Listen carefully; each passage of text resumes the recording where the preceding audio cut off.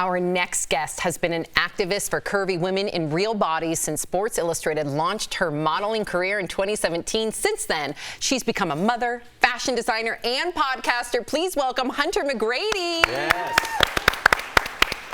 Hi, you guys. Hey, oh my gosh, it's so funny to see me in studio. Yes, you're here. You look terrific. So Hunter, this year marks your 5th year in Sports Illustrated Swim, which is crazy. Congratulations. How was this shoot different for you than past years? Oh my gosh, well, this was quite a bit different, mainly because I was just shy of 6 months postpartum. Wow. I had just had my first baby, and I got asked to do the issue by MJ, who is the editor-in-chief of the Swim issue. She had texted me. She was like, listen, say no. I know you're in the throes of being a first-time mom. You have a newborn, but we would love you to kind of, be in the issue and represent, moms everywhere. And I was like, say no more. I'm there. This is what I'm all about. And it was incredible. That picture's very cute too, by the way. Oh my God, amazing. And I love that because that's always the conversation, not always the conversation, but a lot of women feel, some level of fear getting back into a swimsuit after having a baby. So I love that you're representing, you're talking about it. But let's talk about body image because it's something everyone deals with in some way, one way or another. Were you ever told that maybe modeling wasn't in the cards for you? How were those conversations? Oh my gosh. Completely. So I come from a background of entertainers. My mom was a model. My dad's still currently an actor. So I grew up knowing I wanted to model. And when I first started out in this business, I was about a size 2.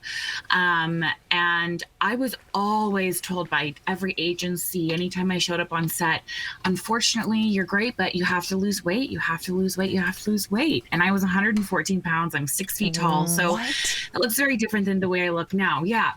And I just thought, well, I literally can't lose any more weight. I was already in such a awful mental health space. I was dieting at just, 15, 16 years old. I was working out like crazy.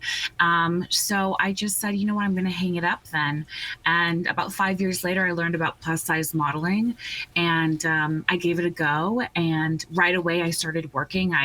It was kind of like confirmation that I was exactly where I needed to be all along. Oh, I love that. And speaking of plus-size modeling, I'll get to the point, but do you consider insulting because of here's a story that made me think differently. Okay, a former America's Next Top Model contestant claimed she was called plus-sized by the judges when she was just a size 2.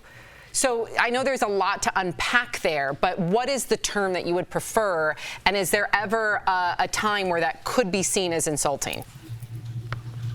It's funny, when I first started out in this business, I was like, don't call me plus size, don't label me. But then as I started saying that on talk shows and on interviews, so many women messaged me and they were like, wait, girl, first off, this is the reason you're in this spot and you should be proud of it. And I really had to hone in. They're absolutely right. And I am dang proud of it. I am plus size and there's nothing to be ashamed of. Along with that title. And it's funny that I know that she had tweeted that because, again, going back to my story, at a size 2, I was told to lose weight as well.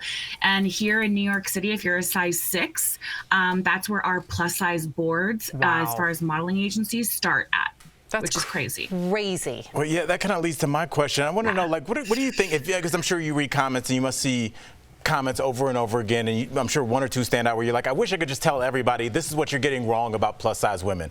Well, take this opportunity now to talk to those people. If you could tell everybody one thing, what is everybody, the general public, getting wrong about plus-size women?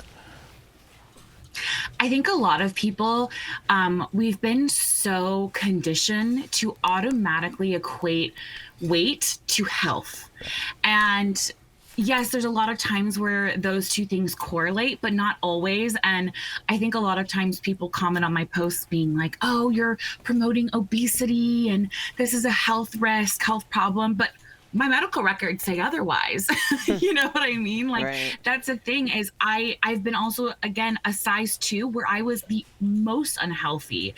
I mean, I bruised like a peach. I was always tired. I had dark circles under my eyes. So really that is such a stigma that I wish would just change completely. Well, you're helping break that stigma. We're so proud of you. Thank you so much for joining us, Hunter. Congrats on year 5. All the work you're doing. Exactly. Congratulations. DBL Nation, so make much. sure you listen to Hunter and her sister's podcast, The Model Citizen, and check out Hunter's clothing collection, All Worthy, which is launching Intimates on QVC August 6th.